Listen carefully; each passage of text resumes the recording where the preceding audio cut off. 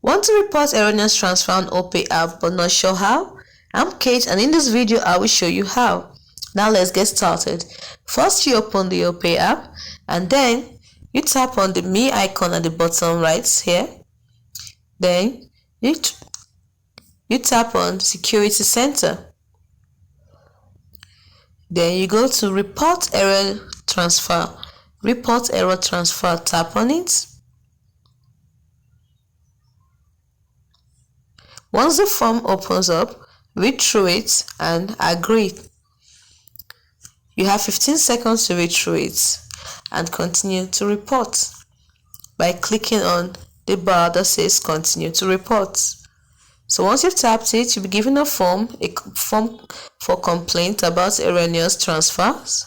So once you fill this form, don't forget to upload evidence. So once you fill this form, you click on submit. Now the evidence you provide must be a valid evidence such as chat record, waybill, invoice and receipt. Transaction screenshot is not valid evidence.